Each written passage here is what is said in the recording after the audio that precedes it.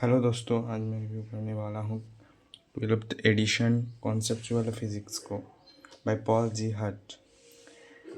ये फिज़िक्स के लिए बुक है।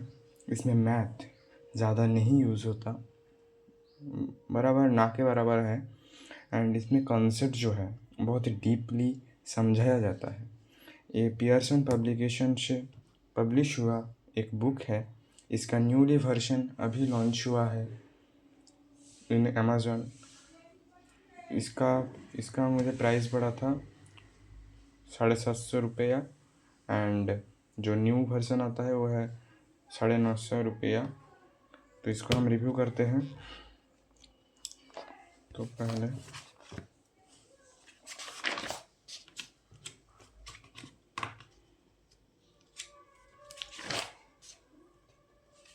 12th एडिशन है, ठीक है। Content in brief: mechanics, properties of matter, heat, sound, electricity and magnetism, light, atoms and nuclear physics, relativity. फिर लास्ट में दिया हुआ है on measurement and unit conversations,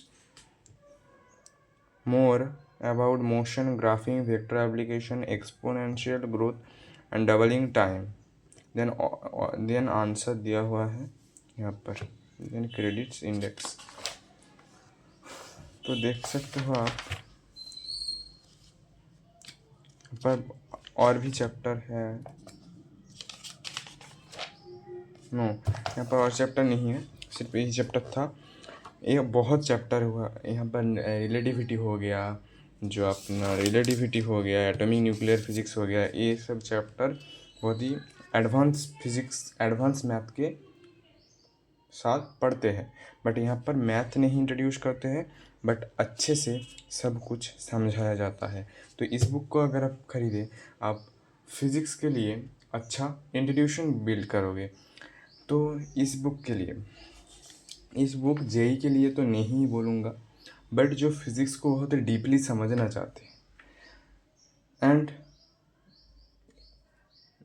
वो चालू कर रहे हैं, मतलब वो हेवी मैथ में नहीं इंटर किए हैं, वो अभी HC वर्मा जो 11th का बुक है वो नहीं एक्सप्लोर किए हैं, मतलब 9-10 में पढ़ते हैं और वो सब एक्सप्लोर नहीं किए हैं एंड स्टार्ट करना चाहते हैं, भविष्य में फेसिस्ट बनना चाहते हैं।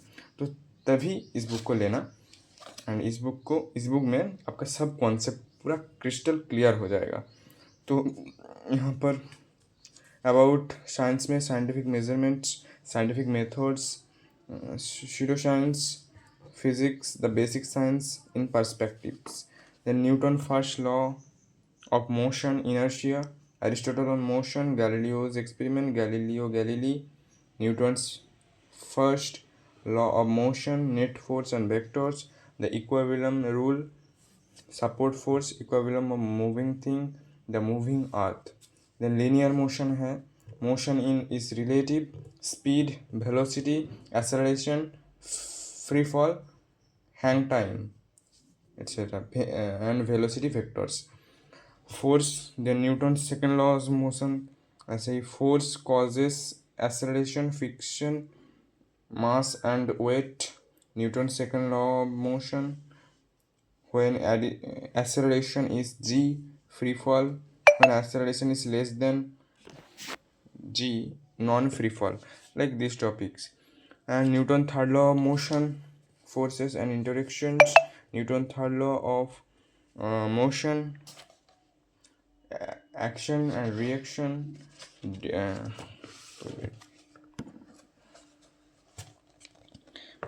पर मोमेंटम, एनर्जी, ऐसे ही करके बहुत चैप्टर दिया हुआ है। देख सकते हो बहुत सारा कंटेंट कवर होता है इस बुक में।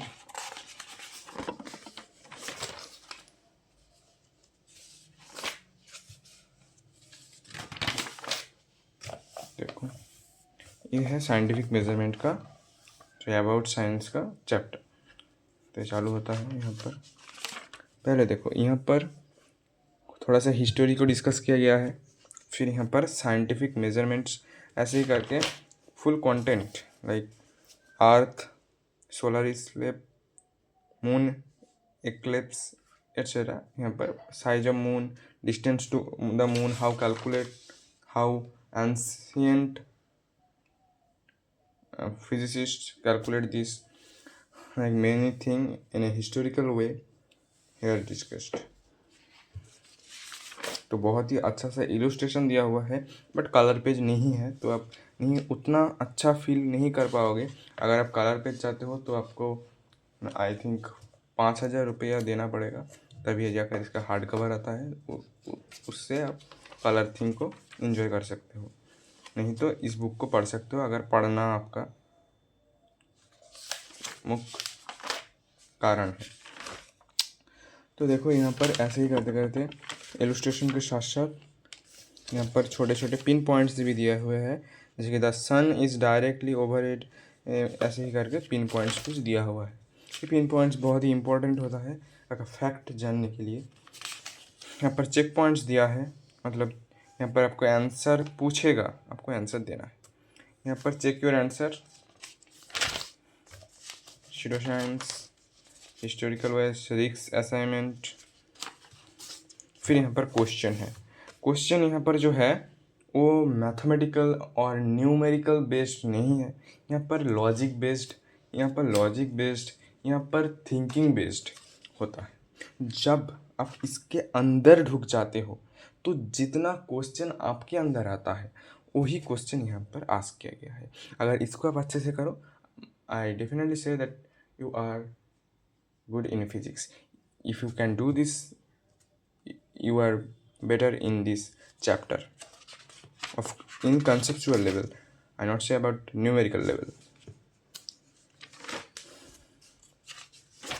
सब चैप्टर को ऐसे ही दिया हुआ है, तो कुछ इंटरेस्टिंग चैप्टर उठाते हैं जैसे कि relativity.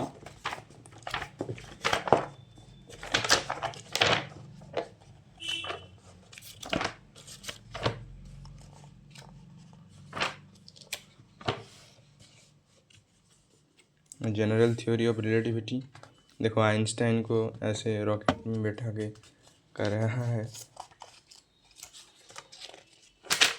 Special theory of relativity, इसमें अगर आप कोर्स चाहते हो, मतलब आप नहीं बुक खरीदना चाहते, आप क्या कंटेंट दिया हुआ है ऐसे ही मैथमेटिकल के बिना सीखना चाहते हो तो मुझे प्लीज़ कमेंट कर देना। मैं भी आपके लिए सीरीज़, मतलब जो कि प्लेलिस्ट है वो लेकर आऊँगा, जिसमें मैं आपको ये डिटेल में समझाऊँगा, इससे भी आसान भाषा में, विदाउट इंग्लिश। हम सीखेंगे इंग्लिश में एंड फुल कवर करेंगे विदाउट मैथ। थोड़ा थोड़ा सा मैथ लगेगा कभी कभी, बट वो भी समझ जाओगे, जब करने से समझ जाओगे। सो यहाँ से चालू होता है जो थ्योरी ऑफ रिलेटिविटी है। यहाँ पर बहुत अच्छे से इलस्ट्रेशन को डिज़ाइन किया गया है, देख सकते हो। रॉकेट पिक्चर है यहाँ पर, space time and time dilation, पर थोड़ा सा मैथ दिया हुआ है, मैथ नहीं फॉर्मूला है, बट ये थोड़ा सा, इसको अगर आप स्किप भी करो आप समझ पाओगे। यहाँ पर बहुत अच्छा अच्छा फैक्ट दिया हुआ है, मगर इसको आप 11th पे नहीं पढ़ो, बिकॉज तब इतना टाइम तो नहीं मिलेगा। जेई का प्रेशर है, आईएसआई का प्रेशर है, अगर वाईएसआई दे रहे हो, अगर आप आईएटी दे रहे हो तब। और जब आप इसको बहुत ही एडवांस लेवल बुक से पढ़ते हो, जैसे कि यूनिवर्सिटी फिजिक्स हो गया, आपका एसी वर्मा हो गया, आपका जनरल, वो तो नहीं होगा, वो तो प्रॉब्लम प्रैक्टिस बुक है। सो जो रिलेटिविटी का या क्वांटम का बुक आता है उससे अगर आप करो तो इसको देखोगे वहाँ पर एडवांसली डिस्कस किया गया है। तो अगर आप इससे पढ़ो तब कर सकते हो सर, अगर कॉन्सेप्ट क्लियर हो जाएगा फिर मैथमेटिकल लेवल में जाओ, अच्छा है। यहाँ पर भी कुछ क्वेश्चन दिया हुआ है, यहाँ पर आप देखोगे कहाँ पर भी थोड़ा सा मैथमेटिकल आइडियाज़ को नहीं डिस्कस किया गया है। सिर्फ आपको जो कॉन्सेप्चुअल क्लियरिटी देने के लिए जितना भी क्वेश्चन चाहिए वही डिस्कस किया गया है। जनरल एंड स्पेशल दोनों चैप्टर में आता है। जनरल थ्योरी ऑफ रिलेटिविटी है एक चैप्टर जो कि लास्ट में आता है, and special theory of relativity जो फर्स्ट में आता है। तो ऐसे करते करते यहाँ पर ख़त्म करते हैं चैप्टर्स। अब जो अपेंडिक्स है वो देखते हैं। तो देख सकते हो कैसे यूनिट कन्वर्सेशन करें एक्सेट्रा दिया हुआ है। मोर अबाउट मोशन,